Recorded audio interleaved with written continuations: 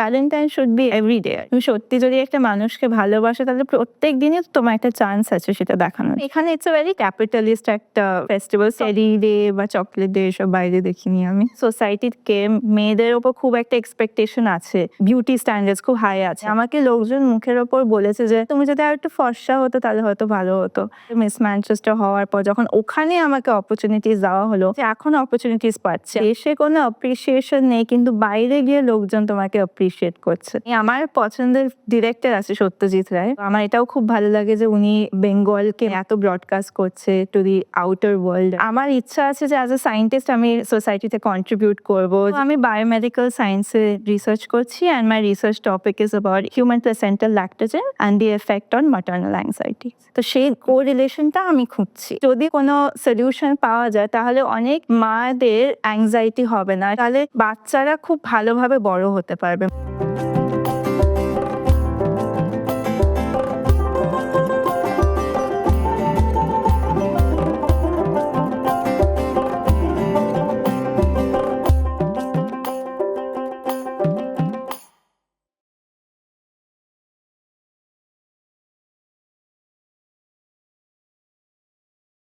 নমস্কার।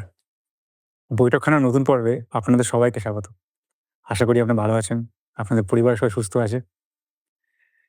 তো সরস্বতী পুজো জাস্ট কিছুদিন আগে গেল এবং সামনে ভ্যালেন্টাইন্স ডেও আসছে। তো আজকে একটা সুন্দর প্রেমের আবহে আমরা আমাদের যিনি অতিথি পেয়েছেন, তিনি আ মিস ম্যানচেস্টার 2022-2024, কিন্তু তিনি ইউকের না, আমাদের ভারতের এবং সাক্ষাৎ খোদ কলকাতার। তো আমরা সেই সুন্দরী মডেলকে আমাদের সঙ্গে পেয়েছি আমাদের সঙ্গে আড্ডা দেওয়ার জন্য আজকের স্পেশাল দিনে। তো তার সঙ্গে আড্ডা মেরে আমরা জানবো যে তাদের লাইফস্টাইল কেমন, বাইরে তারা কী করেছে না করেছে, এবং মডেলিং নিয়ে প্রচুর প্রশ্ন আপনাদের মনে আছে, আমাদের মনে আছে, সবার মনে আছে, সেগুলো জানবো। তাই চলুন আর বকবক না করে আজকে আপনাদের সঙ্গে আলাপ করিয়ে দিই আজকের অতিথি মিস অনিতা সাহার সঙ্গে। নমস্কার অনিতা। নমস্কার। কেমন আছো? ভালো আছি, তুমি কেমন আছো?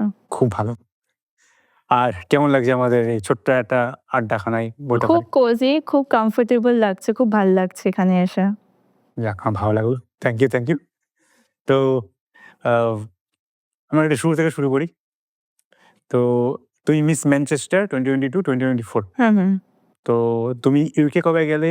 আর এই গল্পটা যদি বলো। সো আমি ওখানে আন্ডার গ্র্যাজুয়েট কলেজ করতে গেছি। সো আমি university of Manchester biomedical sciences পড়তে গেছি। কোন ইয়ারে গেছিলে? 2019। সো যা হয় আরকি অ্যাজ অ্যান 18 ইয়ার ওল্ড সবাই খুবই মানে আন্ডার কনফিডেন্ট হয়। আর আমি একটু বেশিই ছিলাম। কারণ কি যখন ক্লাস 5 এ ছিলাম আরকি, যেহেতু আমার স্কিন কালার খুবই ডার্ক ছিল আর তখন অনেক খেলাধুলা করতাম। ট্যান ছিলাম আরকি। তো আমাকে অনেক সময় মানে বুলি করা হতো। অ্যান্ড আমাদের যে সোসাইটিতে একটা বিলিভ হয় যে ডার্কার স্কিন কমপ্লেক্সন মানে ডার্ক ব্রাউন খুব একটা অ্যাট্রাক্টিভ হয় না। সেটা যখন আমরা ছোটবেলায় বড় হচ্ছিলাম, বিলবোর্ড যে ফেয়ার অ্যান্ড লাভলি এসব দেখতাম আরকি। সো ওখান থেকে একটা আন্ডার কনফিডেন্ট একটা এই ব্যাপারটা এসেছে। সো আমি যখন মানে নিজেকে কখনো আমি মানে অ্যাট্রাক্টিভ মনে করিনি বা কখনো সুন্দরী ভাবিনি।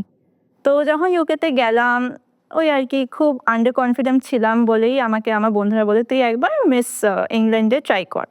তুই পারবি।" কখনো ভাবিনি সেটা। সো গেলাম, নাম দিলাম আর হঠাৎ করে একটার পর একটা হতে তখন মিস ম্যানচেস্টার জিতেও গেছিলাম।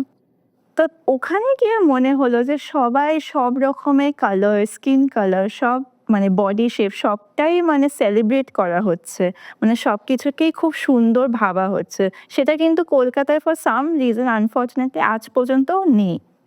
সো সেই ব্যাপারটা ওখানে গিয়ে খুব কনফিডেন্ট হয়ে গেছি। অ্যান্ড কেন আমি উম পার্টেক করলাম সেটা হচ্ছে নিজেকে আরো কনফিডেন্ট করার জন্য। কারণ যে আমি যখন নিজেকে ওই প্ল্যাটফর্মে দেবো, তখন আরো বেশি কনফিডেন্ট হব। নাহলে আমি যদি নিজের শেলের মধ্যে থাকি, তাহলে তো কনফিডেন্ট হতে পারবো না। So it was like a risk taking factor. আর ওখানে গিয়ে ওই কনফিডেন্সটা এসে গেছে ওভার টাইম। না, না, তোমার কনফিডেন্সটা শো করেছে। খুব ভালো লাগছে শুনতে। আমার আশা করি আমাদের যারা এখানে আছে তারাও খুব মন দিয়ে শুনছে। তো উম তুমি আন্ডার গ্র্যাজুয়েট পড়াশোনা করতে গেছিলে। ঠিক আছে। তো ইউকে থেকে যখন তুমি গেছিলে, তুমি কি জাস্ট স্টুডেন্ট স্কলারশিপে গেছিলে না কারোর সঙ্গে থাকছিলে কারণ মানে ফ্যামিলি কারোর সাথে? না, ওখানে যেরকম নরমাল স্টুডেন্টসরা যায়, আমি ওখানে হস্টেলেই থেকেছি। ওখানে হস্টেলের ব্যবস্থা আছে। পুরো একা গেছি। ওখানে নতুন শহর পুরো ফ্রম স্ক্র্যাচ মানে তৈরি হয়েছি বিল্ড আপ করে। নতুন দেশ, নতুন কালচার। নতুন কালচার শকও ছিল, নতুন শহর। সো হ্যাঁ, মানে অনেকেই করে ইন্টারন্যাশনাল স্টুডেন্টসরা, আমিও সেরমভাবেই করেছি। তো তুমি কালার থেকে বলছো ইউকের সঙ্গে আমাদের ভারতের একটা ইতিহাস আছে। তো ইতিহাস থেকেই বলছি, তুমি যখন ইউকেতে গেছো অ্যাজ এ ইন্ডিয়ান, তুমি কি কোনো রেসিজম ফেস করেছো সেখানে? মানে খুব সারপ্রাইজিংলি আমি একদম ফেস করিনি। ইনফ্যাক্ট আমাকে অনেক সেলিব্রেট করা হয়েছে, যেরকম আমি বললাম। আমাকে আমার অনেক ফ্রেন্ডসরা যারা মানে হয়তো মানে মানে বলতে নেই, সাদা অনেক বন্ধুরা বলেছে, "তোর স্কিন কালারটা কি সুন্দর, তুই কোথা থেকে ট্যান করিয়েছিস?" ওখানে তো কালচার হচ্ছে ট্যান করা নিজেদেরকে। আমরা এখানে যত সাদা করতে চাই নিজেকে, ওরা আরো বেশি মানে ট্যান করতে চায় নিজেদেরকে। সো আমি বললাম যে এটা আমার ন্যাচারাল স্কিন কালার। সো আমার স্কিন কালারটাকে ওরা খুব সুন্দর ভাবে আরকি। সো মানে ওখানে সব রকমেরই কালার, ওখানে গিয়ে তোমার মনে হবে না যে প্রিডমিনেন্টলি সাদার দেশ। ওখানে সব রকমের, অনেক ইন্ডিয়ানস আছে, অনেক রকমের ন্যাশনালিটিস আছে ওখানে। 2019-এ তুমি গেছো। হ্যাঁ, হ্যাঁ, 2020-তে কোভিড হিট করলো, তুমি দেশের বাইরে আছো। হ্যাঁ। দেশের বাইরে, দেশের ভেতরেও না, এবং অনেক ছোট তুমি বলছো, তখন তোমার 18-19 বছর মাত্র বয়স। তো ওই টাইমটা তুমি কিভাবে কাটালে ওখানে? সত্যি কথা বলতে অনেকজনের মতনই আমিও খুব মানে লোনলিনেস ভুগেছি। অ্যান্ড আজকাল যেহেতু মেন্টাল হেলথ এখন আরো বেশি কথা বলা হচ্ছে, তখন হয়তো অতটা অ্যাওয়ারনেস ছিল না। তো আমি আমার নিজের দিক থেকেও অ্যাজ মিস ম্যানচেস্টার আমি মেন্টাল হেলথের ব্যাপারে খুব কথা বলি। কারণ কি সবারই নিজেদের স্ট্রাগলস আছে, আর আমারও ছিল। সো সেখান থেকে কি করে বেরোনো যায় সেটা সবার জানা উচিত, যে এরকম যে হয়ও লোকজনের, যে মেন্টাল হেলথ সত্যি ওদের ডেইলি অ্যাক্টিভিটিস থেকে এফেক্ট করে, সেটা জানতাম না। সো হ্যাঁ, মানে খুব স্ট্রাগল করেছি, খুব লোনলিনেস এ ভুগেছিলাম। কিন্তু eventually you come out of it. আর উম ওখানে যখন থাকছো লকডাউনের সময়, একদম রুমের মধ্যে বন্ধ থাকা, তারপরে আরো অনেক কিছু ডিলেম্মা, যেগুলো তুমি ফ্যামিলি থেকে দূরে আছো এবং বাইরে, এবং সবাই তোমার 1 বছর হয়েছে, তুমি যা বলছো 1 বছর হয়নি, 19 থেকে ধরলে 6-7 মাস হার্ডলি টেকনিক্যাল দেখতে গেলে। তো একটু হলেও তো মানে আমরা যারা বাড়িতে ছিলাম, যারা বাড়িতে বা সেম কালচারে ছিলাম, at least বাড়ির সঙ্গে ছিলাম বা বাইরে ছিলাম, কিন্তু তুমি একদমই ডিফারেন্ট কালচারের মধ্যে আছো এবং খুবই ছোট বয়সে। তো সেই জায়গায় কোনো চ্যালেঞ্জেস গুলো কিরকম ছিল ওখানে? আর ওখানকার যারা ছিল, যেমন ধরে নাও, আমি জার্মানিতে শুনেছিলাম যে কেউ নাকি অনেক জায়গায় হাউস রেন্ট নাকি নেওয়া হচ্ছিল না। জার্মানিতে শুনছিলাম। আমার বন্ধুরা ছিল যারা ওখানে কাজ করতো। তো ওখানে তোমাদের মানে যারা লোকাল অ্যাডমিনিস্ট্রেশন বলো, তারা কিভাবে সাপোর্ট করেছিল তোমাকে? সো যেটা আমার খুব সাপোর্টিভ জায়গা ছিল, যে আমি একটা যে অ্যাকোমোডেশনে ছিলাম আরকি, হস্টেলে যাওয়া হয়। সো বন্ধুরা তো খুব এই হয়ে যায়, মানে যখন তুমি ওখানে যাও তো ওখানে সব রকমের বন্ধুদের সাথে তোমার আলাপ হয়। তো ওরা খুবই সাপোর্ট করে তোমাকে। অ্যান্ড যেটা হয়েছিল যে ওখানে গেলাম, সো এরকম যারা সিনিয়র্সরা ছিল তারা খুবই আমাকে মানে সাপোর্ট করেছে, আমার থেকে যারা সিনিয়র্সরা ছিল। তো আমরা যেরকম একসাথেই মানে হস্টেলে একসাথে ছিলাম, সেটা খুব ভালো ছিল। কিন্তু আমি আবার চলেও এসেছিলাম খুব তাড়াতাড়ি কলকাতায়। তো আমার প্রশ্ন ছিল যে ওখানকার অ্যাডমিনিস্ট্রেশনরা তোমাকে কিভাবে সাপোর্ট করেছিল? সো অ্যাডমিনিস্ট্রেশনের থেকে খুব একটা সাপোর্ট সত্যি কথা তখন পাইনি। কারণ যে ওদেরও তো একটা মানে স্ট্রেস ছিল যে কি করে এটাকে মানে as a student community Manchester ভীষণ বড় একটা মানে অনেক স্টুডেন্টস আসে। তো কিভাবে এইটাকে মানে কম করানো যায়? সো ওটা ভীষণ স্ট্রিক্ট ছিল যে তুমি অন্য হাউসহোল্ডের সাথে তুমি মিক্স করতে পারবে না। যেই ফ্লোরে আছো সেখানেই থাকতে হবে। কিন্তু থ্যাঙ্কফুলি আমি যখন হস্টেলে গেছি, যা হয় আরকি সব ইন্টারন্যাশনাল স্টুডেন্টসরা যখন বাইরে যায়, তখন মানে আমাদের নিজেদের মধ্যে একটা ফ্যামিলি হয়ে যায়। তো ওরা ভীষণ সাপোর্টিভ ছিল, যারা সিনিয়র্সরা ছিল। তো আমরা ভীষণ মানে একসাথেই ছিলাম। কিন্তু ৩ মাস ওখানে থাকার পর আবার চলে এসেছি, যখন মানে বর্ডার্স খুলে দেওয়া হয়েছিল। সো সেটা ঠিক ছিল। আচ্ছা। হুম। তো শুনলাম তোমার থেকে একটা অন্য ধরনের জার্নি। আমাদের বিদেশ থেকে আমরা আসছি। তুমি একজন ভারতীয় মেয়ে। ইউকেতে গিয়ে সেখানে একটা টপ পজিশন হোল্ড করছো। একটা হিস্টোরিক্যাল আমাদের একটা ট্রান্সেকশন আছে। তো সেই হিসেবে তোমার ইউকেতে মিস ম্যানচেস্টার জেতার পর কি মনে হয়েছিল? আম সত্যি কথা আমার মনে হয়েছিল যে আই এম ভেরি মানে হ্যাপি যে আমাদের মতন মেয়েদেরকে ওখানে গিয়ে মানে মানে সেলিব্রেট করা হচ্ছে বা প্ল্যাটফর্ম দেওয়া হচ্ছে, ওরা দেখছে না যে তোমার গায়ের রং কি, ওরা দেখছে না যে তুমি কোন মানে তোমার ব্যাকগ্রাউন্ড কি, তোমার এথনিসিটি কি, সেটা খুব একটা দেখছে না। ওরা খালি দেখতে চাইছে যে তোমার পার্সোনালিটি কেমন, তুমি কি সত্যি লোকজনকে ইন্সপায়ার করতে পারবে নাকি না, তোমার মিশন কি, তুমি মানে মানে যেরকম একটা একটা এই আছে না, স্টিরিওটাইপ আছে যে বিউটি প্যাজেন্ট মানে হচ্ছে খালি সৌন্দর্যের মানে প্রতিযোগিতা, বাট দ্যাটস নট ট্রু। এটা হচ্ছে তুমি কিভাবে ইউথটাকে ইন্সপায়ার করতে পারবে with your voice and opportunities. So আমাকে আই এম গ্ল্যাড যে আমাকে দেখে ওরা ভেবেছে যে আমি হয়তো ইন্সপায়ার করতে পারবো, অ্যান্ড আমাকে এই অপরচুনিটিটা দিয়েছে। So I am very happy about that. আমার খুব ভালো লাগছে তুমি যেভাবে কনফিডেন্টলি কথাগুলো বলছো, আমি খুব এনজয় করছি আড্ডা দিতে। Thank you. তো মিস ম্যানচেস্টারের প্রসেসটা কীরকম ছিল যদি আমাদের বলো, আমাদের তো একদমই আইডিয়া নেই। আশা করি তুমি কিছু ভিডিও ছবি দিতে পারবে অডিয়েন্সদের জন্য। ঠিক আছে, তো আমরা অডিয়েন্সদের তৎকালীন আশা করবো এখানে আমরা কিছু ভিডিও বা ছবি আমরা আপলোড করে দেবো, আপনারা দেখতে পাবেন এইটাই। তো যদি একটু বলো প্রসেসটা কীরকম ছিল? সো কিছুই না, আমাকে খালি অ্যাপ্লিকেশন করতে হয়েছিল ওখানে, অ্যান্ড ফর্ম সাবমিট করার পর আমাকে অডিশনে ডাকা হয়েছিল। অডিশনে ডাকার পর আমাকে কয়েকটা মানে কোয়েশ্চেন্স জিজ্ঞেস করা হয়েছে যে তুমি কিভাবে কন্ট্রিবিউট করেছো সোসাইটিতে। তো যেরকম আমি কলেজে যখন ছিলাম, আমি আমার ওই ফ্যাশন সোসাইটির প্রেসিডেন্ট ছিলাম। তো আমরা একটা চ্যারিটি ফ্যাশন শো করেছিলাম, সেখানে 1,00,000 টাকার বেশি আমি মানে রেজ করেছিলাম। সেটা যখন আপনারা হয়তো জানেন যে ইউক্রেনে একটা ওয়ার হচ্ছিল, ওটার মানে জন্য গেছিল। সো অনেক রকমই আমি মিস ম্যানচেস্টার হওয়ার আগেই আমি মানে সোশ্যাল ওয়ার্ক করতাম, কিন্তু মিস ম্যানচেস্টার হওয়ার পরে এইটাকে আরো এক্সপ্যান্ড করতে পেরেছি, আমার ভয়েসটাকে আরো এক্সপ্যান্ড করতে পেরেছি, আউটরিচটাকে আরো বেশি করতে পেরেছি। সো ওইটুকুনি খালি ডিফারেন্স, মানে ওরা আমার মানে মানে আমাকে দেখে ওরা ভেবেছে যে হয়তো একে ক্রাউন করলে আরো ইন্সপায়ার মানে করতে পারবো আর কি লোকজনকে। সুন্দর, সুন্দর। তোমার আচ্ছা তুমি ম্যানচেস্টারে ছিলে। তো ম্যানচেস্টার ফুটবলের সঙ্গে খুব ভালোভাবে জড়িত।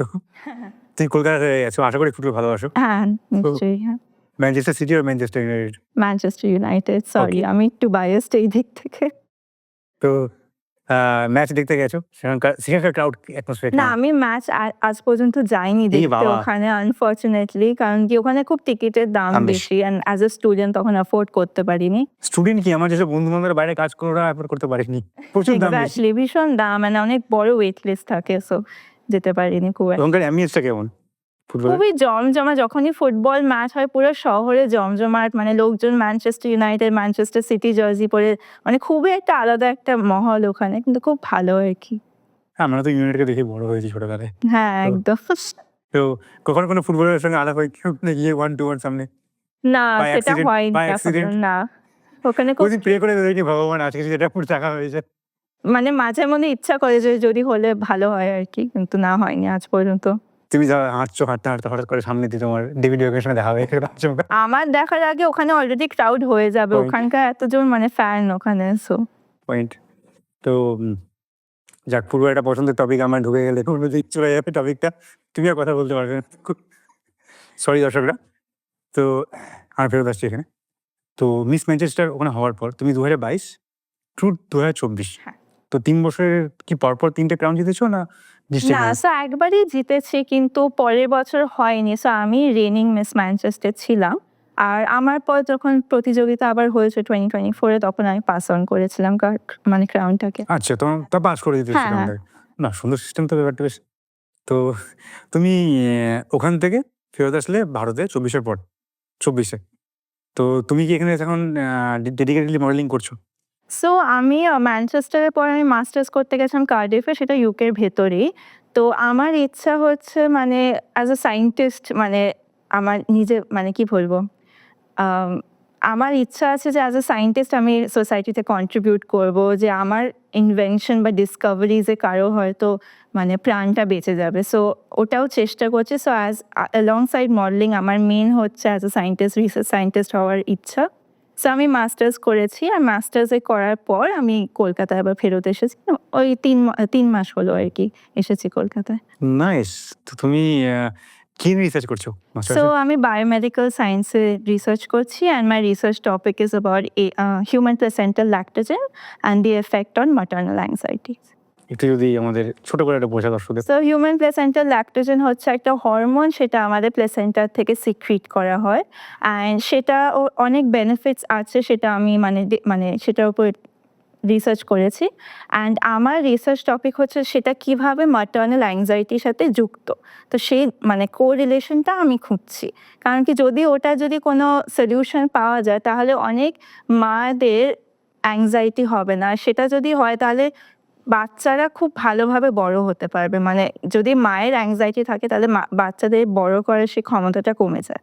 সো সেটার উপর মানে আমার রিসার্চ টপিক। খুব সুন্দর টপিকে তুমি কাজ করছো, মানে সমাজের একটা বিশাল বড় হেল্প হবে। আশা করি ফিঙ্গার্স ক্রসড। না, পারবে পারবে, আমরা প্রে করি আমাদের দর্শকদেরও বলবো একটা সুন্দর টপিক নিয়ে ও কাজ করছে, শুনে খুব ভালো লাগলো। তো beauty with the brain, it's a good thing.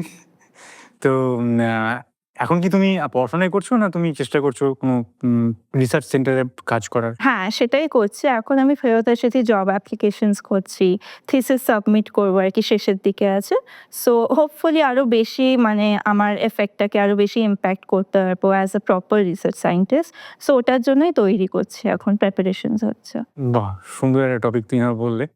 তো তুমি বললে, আমি যদি একটু রিওয়াইন্ড করি আমরা। তুমি যখন কলকাতায় ছিলে, তুমি অনেক স্কিন রিলেটেড, মানে যে কালার রিলেটেড অনেক কিছু শুনতে হয়েছে তোমার ছোটবেলায়। কালারিস্ট। আবার তুমি ফেরত এসেছো। হুম। তো এখন সিচুয়েশন তোমার কিরকম মনে হচ্ছে? এখন যেটা হয়েছে, আমি 2021 এ যখন এসেছিলাম, 2020 তে যখন এসেছিলাম তখনও আমি এপ্লাই করেছিলাম মডেলিং এর জন্য এখানে। কিন্তু খুব একটা অপরচুনিটিস আমায় দেওয়া হয়নি। আমাকে লোকজন মুখের ওপর বলেছে যে, "হ্যাঁ, তুমি যদি আরেকটু ফর্সা হতো তাহলে হয়তো ভালো হতো।" আমাকে ফটোগ্রাফার্স এরকমও বলেছিল। সো একদম মানে আমি অনেক এপ্লাই করার পর আমাকে কেউ তখন অপরচুনিটিস দেয়নি। কিন্তু হঠাৎ করে মিস ম্যানচেস্টার হওয়ার পর যখন ওখানে আমাকে অপরচুনিটিস দেওয়া হলো, তখন যখন ফেরত এসেছি এখন অপরচুনিটিস পাচ্ছি। এখন পরপর আমার শুটস আসছে, আমাকে ডিক্লাইন করতে হচ্ছে।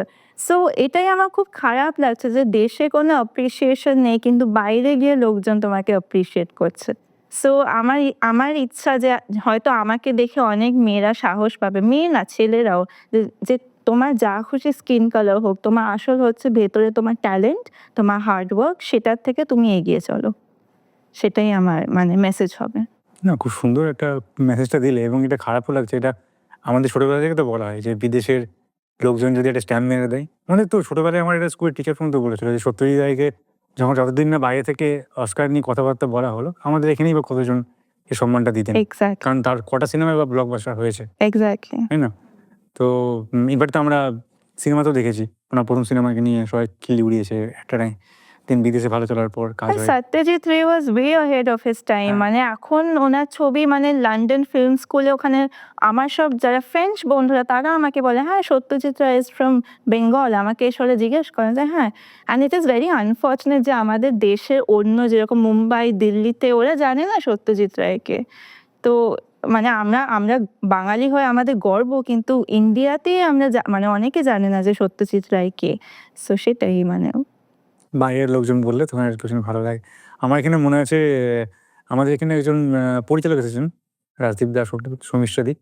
তো রাজদীপ দা একটা কথা বলেছিলেন, কথাটা খুব বিতর্কিত যে যদি আমাদেরকে বাঙালিদেরকে শিখিয়ে দেওয়া না হতো যে সত্যজিৎ একটা অস্কার পেয়েছে আর রবীন্দ্রনাথ নোবেল পেয়েছে, তো লাইনটা ছিল এটা যে যদি আমাদেরকে শিখিয়ে দেওয়া না হতো যে সত্যজিৎ আর রবীন্দ্রনাথ খুব বড়, হয়তো আমরা ওদেরকেও ভালো করে সম্মান করতে পারতাম না। এক্সাক্টলি, সেটাই। খুব দুঃখের ব্যাপার কিন্তু। সেটাই মানে আমাদের নিজেদের, আমি দেখেছি যখন তুমি একটা দেখবে গ্লোবাল আইকন, তাদেরকে দেখবে ইন্ডিয়ানরাই কিন্তু ওদেরকে কমেন্ট সেকশনে করছে, খিল্লি করছে। যেরকম প্রিয়াঙ্কা চোপড়া আমেরিকাতে গেছে, আমেরিকান অ্যাকসেন্টে কথা বলবে, দ্যাট ইজ ভেরি নর্মাল। আমাদের ইন্ডিয়ানরাই কমেন্ট সেকশনে খিল্লি করছে, অন্য কেউ তো করছে না। সো আমরা ইন্ডিয়ানরাই ইন্ডিয়ানদের মানে শত্রু, সেটা দেখতে we should celebrate each other. সেটা আমার মনে হয় যে as Indians we should like be proud of who we are. সেটাই। True, true, true. আমাদের ইন্ডিয়ানদের আরো একসঙ্গে থাকা উচিত এবং একে অপরকে পুশ সাপোর্ট। করা উচিত। হ্যাঁ, একদম। আরো বেশি গ্রো করতে পারবো আমরা। আমরা তো সেই ২০০ বছর আগেও তো আমরা ৩০০ বছর কত হলো? 275, রাইট? তো তখনও তো আমাদের এখানে সেম জিনিসটা ফেস করেছি আমরা একটা সেটাই, টাইম, একদম। ২৫০ বছর আগে। তো যাই হোক, আমরা ফেরত আসি তোমার এতে। সামনে সরস্বতী পুজো গেল। কেমন কাটালে? সরস্বতী পুজো ভালো করে খেয়েছি আরকি। ঠাকুরের ওখানে গিয়ে মানে পুজো করেছি। অ্যান্ড আমি যেহেতু খুব নাচ গান এসব নিয়ে খুব মানে বড় হয়েছি আরকি। সরস্বতী পুজোটা আমার জন্য খুব বেশি। অ্যান্ড পড়াশোনা obviously। সো হ্যাঁ, একসাথে সরস্বতী পুজো মিস করতে বাইরে গেলে? হ্যাঁ, পুজোর সময় ভীষণ মন খারাপ করতো। ওটাই একটা জিনিস মানে পুজোর সময় তুমি যেখানেই যাও কলকাতার মতন সেরকম জমজমাট এনভায়রনমেন্ট কোথাও পাবে না তুমি। আমি তো কলকাতার বাইরে ইন্ডিয়ার মধ্যে থেকে আমি কলকাতাকে মিস করি। একদম মানে সেটা খুবই দুঃখের একটা জায়গা ছিল যে কখন যাবো পুজোর সময়।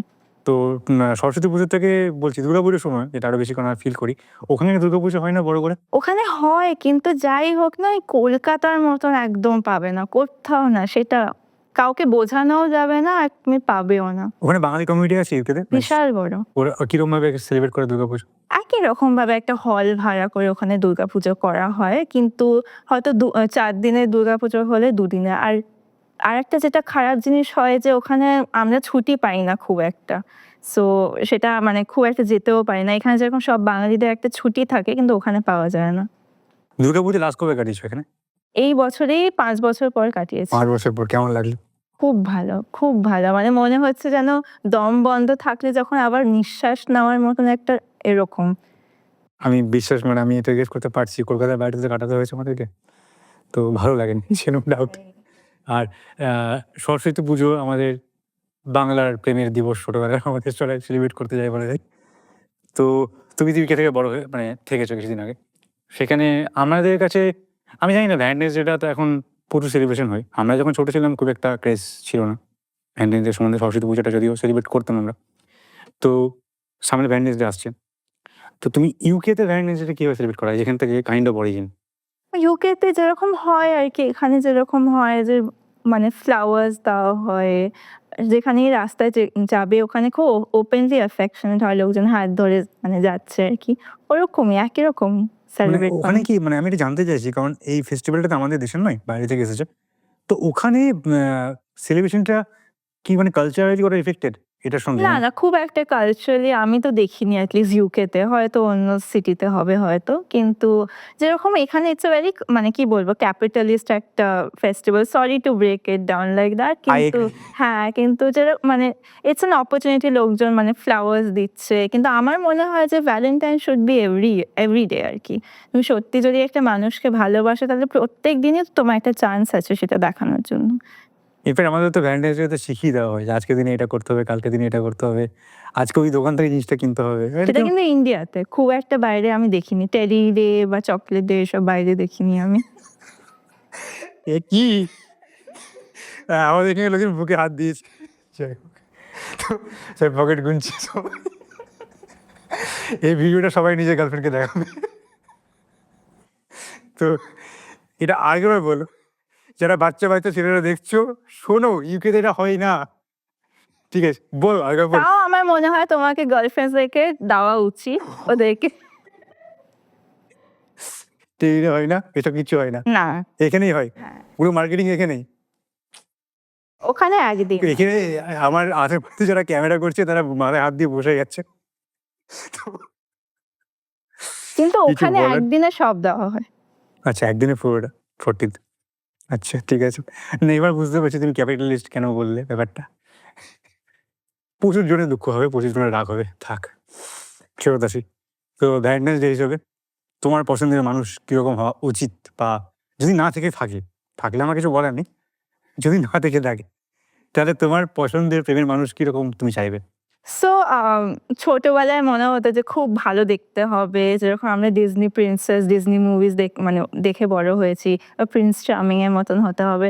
কিন্তু এখন এই পর্যায়ে এসে মনে হচ্ছে ভালো মানুষ হলেই হলো। যেন নিজের মধ্যে অ্যাম্বিশন থাকবে।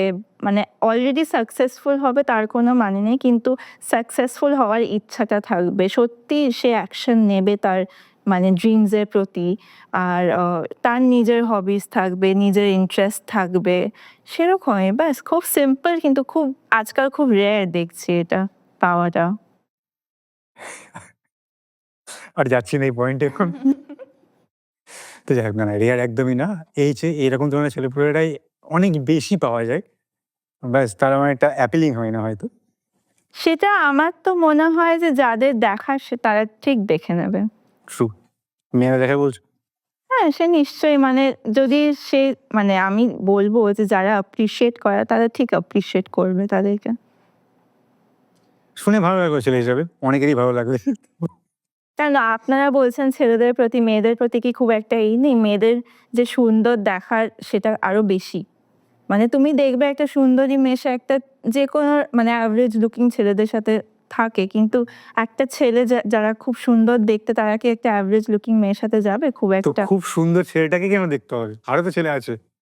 ছেলেদের তো ছেলেদের তো যেকোনো মেয়ে যদি কোনো বলে আসার জন্য তার এগেইনস্টে এর জন্য আমার মনে হয় না খুব কম ছেলে না বলবে। দেয়ার বলো ফের কোনো চাপ নেই। কেউ ভালোবাসা দিলেই হলো। না আমার মনে হচ্ছে ইটস মাই পার্সোনাল ওপিনিয়ন যে ছেলেদের যে মানে নট জাস্ট ছেলে মানে সোসাইটিতে মেয়েদের সুন্দর দেখান মানে এই ব্যাপারটা যে খুব ইম্পর্টেন্ট। যে ছেলেদের হয়তো অত গুড লুকিং না হলেও হবে কিন্তু মেয়েদেরকে প্রেজেন্টেবল হতে হবে। এইটা নিয়ে আমার খুব সমস্যা আছে। মানে যেকোনো মানুষ তো ভালো মানুষ, খারাপ মানুষ দিয়ে বিচার করা উচিত না? মানে আজকে যদি আমরা যদি একসঙ্গে থাকি, আমি যার সাথে থাকি, তার সাথে তো আমার অন্য অনেক কিছু ম্যাচ করা উচিত। সারাটা দিন নিয়ে। ১০০ বার মানে সেটাই। আমি লুকস নিয়ে কি হবে? আমি এটা বুঝতে পারি না। সো ইনিশিয়াল অ্যাট্রাকশন সেটা তো বায়োলজি যে হ্যাঁ লুকস ডাজ ম্যাটার কিন্তু সেটা আবার সাবজেক্টিভ যে তোমার একজনকে হয়তো ভালো লাগতে পারে অন্য তোমার বন্ধু হয়তো সেই লোকটাকে ভালো নাও লাগতে পারে সেই মেয়েটাকে। সো লুকস আর এই সাবজেক্টে কিন্তু আমার যেটা মনে হয় যে সোসাইটিকে মেয়েদের ওপর খুব একটা এক্সপেকটেশন আছে যে বিউটি স্ট্যান্ডার্ডস খুব হাই আছে আর কি মেয়েদের প্রতি। সো আই থিঙ্ক সেটাকে না হওয়া ভালো হয় আর কি। অবশ্যই ভালো হয়, অবশ্যই ভালো হয় এবং আ প্রচুর বিয়েতে বা অনেকেরই তো অ্যারেঞ্জ ম্যারেজের সময় অনেক সমস্যা হয় এটা নিয়ে। লুকস নিয়ে। যদি এখন সময় চেঞ্জ হচ্ছে, অনেক কিছু চেঞ্জ হচ্ছে। তুমি তো অনেক দেশের লোকজনের সঙ্গে ছিলে। হ্যাঁ। তো কখনো হয়নি তুমি তাদের কোনো ভালো লেগেছে অন্য কালচারের কোনো মানুষকে, অন্য কালচারের কোনো মানুষকে তোমার পছন্দ হয়েছে? না সেরমভাবে আমি ওখানে পড়াশোনা করতে গেছি আমি নিজের মতন ছিলাম আরকি। আমি খুব একটা যে অন্য প্রতি মানে ওরমভাবে আমি খুব একটা মানে ছিলাম না বা দেখিওনি কাউকে। আচ্ছা। মানে তুমি প্রচন্ড রকমভাবে তুমি গোল ওরিয়েন্টেড আমায় হ্যাঁ, বলছো। ভীষণ ফোকাস ওরিয়েন্টেড ওরকমই হ্যাঁ। ভালো। বেশ ভালো শুনে খুব ভালো লাগলো। ঠিক আছে বাট এখানে আসার পর তুমি জবের জন্য এপ্লাই করছো। সেটা কি ইন্ডিয়ার মধ্যে দেখছো না ইন্ডিয়ার বাইরেতেও? দুদিকে, দুদিকে। যেখানে পাবো আরকি। আচ্ছা তো তোমার তুমি কি যদি আমি এটা খুব একটা জিজ্ঞেস করি না, বাট তোমার কি ফ্যামিলি থেকে এডুকেশনটা খুব বেশিভাবে দেখায়? So I come from a family of doctors, engineers and lawyers and in fact আমার নিজেকেই মনে হয় যে আমি এতটা অ্যাচিভ করতে পারছি না। যেরকম আমার বাবা নিজেই মেডিকেল ডক্টর অ্যান্ড পিএইচডি করেছে। সো ওটা থেকেই আরো ইন্সপায়ার হয়ে আমিও চেষ্টা করেছি মেডিকেলের জন্য। পেয়েওছিলাম কিন্তু ফাইন্যান্সিয়াল কনস্ট্রেইনটস এর জন্য পারিনি আরকি করতে। তো এখন আমি রিসার্চ সায়েন্টিস্ট হিসেবে একইভাবে মেডিকেল ফিল্ডে কি করে ব্রেক থ্রু করতে পারবো সেটাই চেষ্টা করছি along side modelling. So modelling হচ্ছে আমার ক্রিয়েটিভ একটা আউটলেট আর আমার একটা ক্রিয়েটিভ ইন্টেলেকচুয়াল স্টিমুলাই হচ্ছে অ্যাজ আ সায়েন্টিস্ট। তো তুমি সায়েন্টিস্ট হিসেবেই নিজেকে দেখতে চাও? হ্যাঁ, নিশ্চয়ই। অবশ্যই দেখতে চাও। একদম। না, ভালো বেশ সুন্দর একটা কম্বিনেশন। তো তুমি ভবিষ্যতে ধরে নাও যদি তোমাকে কলকাতা থেকে, কলকাতায় আছো, যদি ফিল্ম ইন্ডাস্ট্রি থেকে ফিল্ম অফার করে এবং সেটা তোমার যদি ধরে নাও বাইরে তোমার রিসার্চের টাইমের সাথে তোমার ক্লাশ করছে, তুমি কোনটা চুজ করবে? সেটা um it's very difficult. Depends on the project itself. যদি আমি দেখতে পারি যে আমার রোল থেকে যদি অনেকে ইন্সপায়ার হয়, so if it really makes a মানে যদি সোসাইটিতে কোনো ডিফারেন্স মেক করে ওই ফিল্মটাকে, তাহলে 100% আমি সেটা হয়তো নেব। কারণ যে আমি এখন পড়াশোনার দিক থেকে এমন একটা জায়গায় এসেছি যে আই হ্যাভ মানে মাস্টার্স করে নিয়েছি, আন্ডারগ্রেড করে নিয়েছি। সো এখন আমি এক্সপ্লোর করছি। কলকাতায় এসে গেছে আমিও ফিল্মের জন্য এখন ট্রাই করছি। সবটাই দেখছি আরকি। সো আই ডোন্ট মাইন্ড মানে যদি এরকম কোনো অপরচুনিটি আসে তো খুবই ভালো হবে আরকি। তো সিনেমার জন্য চেষ্টা করছো বাংলায়? ভাল লাগে অ্যাক্টিং করতে। সবটাই মানে যেরকম হয় মানে একটা বাঙালি মেয়ে বা ছেলে যখন একটা শহরে বড় হয় যেখানে রবীন্দ্রনাথ ঠাকুর এত কালচারালি আমাদের শহরটা এত কালচারালি রিচ। তো অ্যাক্টিং, গান, নাচ সবটাই হয়ে যায়। সব বাঙালি মেয়েরা পারে। সব বাঙালির ছেলে-মেয়ে সবাই পারে আরকি। তো রবীন্দ্রনাথের নাম নিলে তুমি। ইউকেতে তুমি যখন ছিলে, তো সেখানে রবীন্দ্রনাথকে নিয়ে কতটা মানে তারা পড়াশোনা করে বা তারা জানে? অনেকেই জানে রবীন্দ্রনাথ ঠাকুরের ব্যাপারে। কারণ কি উনি নোবেল লরিয়েট অনেকেই চেনেন। মানে ইন্ডিয়া মানে রবীন্দ্রনাথ ঠাকুর সেটা চেনেন আরকি। সো খুব ভাল লাগে গর্বিত হই আমি খুব। ভালো লাগলো শুনে। আচ্ছা, আমি শুনেছি যারা লন্ডন থেকে এসেছে বা ইউএস থেকে এসেছে, তুমি তো ম্যানচেস্টারে ছিলে যদিও, ওখানে রাজা রামমোহন রায়কেও প্রচুর সম্মান দেওয়া হয়, হ্যাঁ। রাইট? তো ওখানে কি রাজা রামমোহন রায় সম্বন্ধে এখনো লোকজন জানে? মানে আমাদের জেনারেশনে খুব একটা জানে না। হয়তো রবীন্দ্রনাথ ঠাকুর শুনেছে নাম এরকম, কিন্তু আমাদের জেনারেশনে খুব একটা জানে না। ওখানে না। খুব একটা জানে না। আচ্ছা, তো তুমি ফিল্ম থেকে বললে, তুমি ফেরত আসছি। তোমার পছন্দের অভিনেতা অভিনেত্রীকে? তেমন কিছু নেই। আমার পছন্দের ডিরেক্টর আছে সত্যজিৎ রায়। ওনার কাজ খুব ভাল লাগে। সো আমার এটাও খুব ভালো লাগে যে উনি বেঙ্গলকে মানে এত ব্রডকাস্ট করছে টু দি আউটার ওয়ার্ল্ড আরকি। সো খুব মানে ফেভারিট অ্যাক্টর অ্যাক্ট্রেস নেই, কিন্তু ফিল্ম মেকার আছে। আর এখনকার বাংলার কোনো ফেভারিট ফিল্ম মেকার? আমি খুব একটা দেখি না আজকাল। না, সত্যজিৎ রায়ের পরে আমার মনে হয় না যে আজ পর্যন্ত কেউ ওটা ম্যাচ আপ করতে পেরেছে ওই লেভেলটাকে। কিন্তু আই হোপ যে রিসেন্টলি মানে করা যায় আরকি। আই থিংক শিব শুভপ্রসাদ হ্যাঁ, হ্যাঁ, উনিও খুব ভালো কাজ করছে, ইন্সপায়ারিং কাজ কাজ করছেন। করছেন। সো হ্যাঁ। তো তুমি ইউকেতে ছিলে। বার্মিংহাম প্লেস তো খুব ফেমাস একটা জায়গা। গেছো?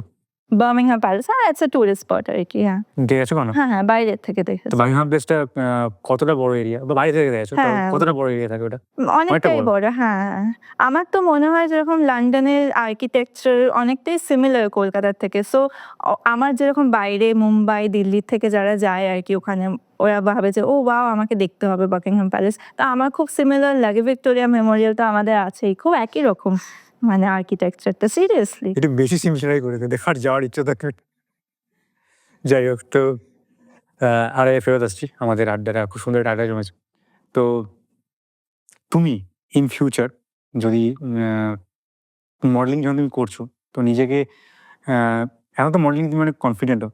তো তুমি নিজেকে কখনো মডেলিংটাকে সুপার মডেল হিসেবে নিজেকে দেখার চেষ্টা করছো না বা ওই লেভেলে কাজ করতে চাও না? ১০০ বার আমি এটা খুবই বিশ্বাস করি যে when you want to reach the stars you aim for the universe আরকি। সো অফকোর্স যতটা ভালো হওয়া যাক আমি ওটাই চাইবো চেষ্টা করতে। ইভেন অ্যাজ আ সায়েন্টিস্ট আমি সেটাই চেষ্টা করবো, অ্যান্ড আই হোপ যে আমার কাজটা দেখে অনেকে মানে ভাবে যে যদি ও করতে পারে আমিও করতে পারি। যে there has to be someone who sets the tone আরকি। সো আমি চেষ্টা করতে পারি যে আই হোপ যে আমি ওটা হই আরকি। বাহ! শুনে খুব ভালো লাগলো। তুমি প্রচন্ড কনফিডেন্ট। আমার খুব ভালো লেগেছে তোমার সাথে কথা বলে। Thank you. আমরা একটা ছোটখাটো YouTube বেসড ফিল্ম প্রোডাকশন। তো তোমরা কি আমাদের মতো ছোটখাটো জায়গায় কাজ করতে চাইবে? ছোট কাজ আমার তো মনে হয় না। আমার জাস্ট মনে হয় যে কাজটা ভালো হলেই হলো। সো আমি আপনাদের কাজ দেখেছি, আপনাদের ইন্টারভিউস দেখেছি, অ্যান্ড আই থিংক অনেকটা স্টোরিটাকে খুব মানে ইন্সপায়ার করে লোকজনকে, which is why I reached out to you all. তো ওয়াই নট, যদি একটা ইন্সপায়ারিং কাজ হোক, যেটা মানে লোকজন দেখলে ভাববে যে হ্যাঁ, মানে সোসাইটিতে কোনো চেঞ্জ নিতে পারি, তাহলে ওয়াই নট? ভালোই হবে। শুনে ভালো লাগলো। ভবিষ্যতে কখনো কাজ করার ইচ্ছা রইলো। তো নিশ্চয়ই। আজকে আমাদের আড্ডা শেষ হতে এসেছে। আমরা আশা রাখবো তুমি তোমার পছন্দের মানুষ পেয়ে যাবে কিছুদিনের মধ্যেই। এবং তুমি কলকাতায় থাকলে অবশ্যই টেরি পাবে, বাইরে গেলে পাবে না বললে তুমি যেতে পারতো। কিছু করার নেই। তো আমরা এটা শেষ করছি আমাদের এখানে আড্ডা অনেক শেষের দিকে। তুমি যদি দর্শককে কিছু বলতে চাও, কোনো ইন্সপায়ার করার জন্য তুমি বলতে পারো। সো একটাই জিনিস বলবো, মাই message is to all the young girls and boys যারা এটা দেখছে, যে নিজেকে কখনো আটকাবে না। যদি তোমাকে কেউ বলে যে you are not capable of something, ওদের কথা শুনবে না। নিজেরকে বিলিভ করো, নিজের কেপেবিলিটিস থেকে বিলিভ করো, অ্যান্ড নিজের উপর ভরসা রাখো, আর তুমি সব পারবে করতে। সুন্দর, সুন্দর, সুন্দর লাগলো কথা শুনে। তো আজকে আমাদের আড্ডাটা শেষের দিকে এসেছে। আর আমাদেরকে কনট্যাক্ট করার জন্য অসংখ্য ধন্যবাদ। নাহলে আমি জানতেই পারতাম না তোমার কথা। আমরা গল্প শুনলাম এবং আমরাও একটু ম্যানচেস্টারে ট্যুর হয়ে গেলাম আমাদের দর্শকদের সঙ্গে। তো আমাদের শোতে আসার জন্য অসংখ্য ধন্যবাদ। থ্যাংক আশা ইউ রইলো আমাকে এখানে ডাকার জন্য। আমারও খুব ভালো লাগলো যে আমার মেসেজটাকে আমি স্প্রেড করতে পারলাম সবার সাথে। অ্যান্ড আই হোপ যে অনেকে আমাকে দেখে হয়তো ইন্সপায়ার হবে মডেলিং বা সায়েন্সে ঢোকার জন্য। আমরা তো চাইবই, আমরা পুরো শোটাই রেখেছি ইন্সপায়ার করার জন্য লোকজনকে, যে এটলিস্ট যদি কোনো মানুষ আমাদের কোনো শো দেখে নিজের তরফ থেকে একটু যদি উৎসাহ পায়, এক্সাক্ট, আমরা খুব খুশি হবো। সেটাই। তাহলে আজকের মতো শেষ করি। ঠিক ভালো আছে। থেকো। ভালো নমস্কার। লাগলো। নমস্কার। নমস্কার। তো দর্শকরা, আজকে খুব সুন্দর একটা আড্ডা হলো আমাদের এবং আমি ব্যক্তিগতভাবে অনেক কিছু জানলাম। অনেক কিছু জানতে পারলাম ম্যানচেস্টার, ফুটবল, বা আমাদের স্কিন কালার নিয়ে অনেক কিছু যেটা ও শেয়ার করলো। তো যেটা ও বললো সেটাই আমি দর্শকদেরও বলবো যে প্লিজ রং বা অনেক কিছুর বাইরে উঠে মানুষের মতো সবাইকে ইকুয়াল সম্মান দেওয়া আমাদের উচিত। আর সবার যোগ্যতা নিয়ে কাজ দিয়ে হয়। সবাইকে কাজ করার সমানভাবে সুযোগ দেওয়া উচিত। তাহলে সবাই নিজের পোটেনশিয়াল থেকে বেরিয়ে আসতে পারবে। আর যারা দেশ থেকে দেশের বাইরে যেতে চাইছো পড়াশোনার জন্য হোক বা যেকোনো কাজের জন্য হোক, তুমি ওর থেকে ইন্সপায়ার নিতে পারো। কারণ 18 বছর বয়সে বাইরে গেছে, বাইরে কাজ করেছে, দেশে ফেরত আসছে, পড়াশোনা করছে এবং রিসার্চ করছে। রিসার্চের সঙ্গে একটা বিউটি কনটেস্টে পার্টিসিপেট করছে। সিনেমার দিকেও চেষ্টা করছে বলল। তো অনেক কিছু একসঙ্গে ম্যাপ করার চেষ্টা করছে। তো যেটা আমরা সবসময় বলি, যদি ইচ্ছা থাকে এবং কাজে লেগে থাকতে পারি, তাহলে অবশ্যই হয়। তাহলে আর জ্ঞান দেবো না। আজকের মতো এখানে শেষ করি। ভবিষ্যতে যদি আপনাদের মধ্যে কেউ যদি আমাদের এখানে আসতে চান, যেমন ও নিজে আমাদের সঙ্গে কনট্যাক্ট করেছে, উনি এখানে এসেছেন। যদি আপনাদের গল্প এখানে বলতে চান, প্লিজ আসুন। আমরা খুব খুশি হব যদি আমরা নতুন, নতুন গল্পকে নিয়ে আসতে পারি এবং আরও মানুষকে অনুপ্রাণিত করতে পারি। তো আজকের মতো এখানে শেষ করছি। আপনারা সবাই ভালো থাকবেন। আপনাদের পরিবারের সবাই ভালো রাখবেন। শেষ করি আজকের মতো। নমস্কার।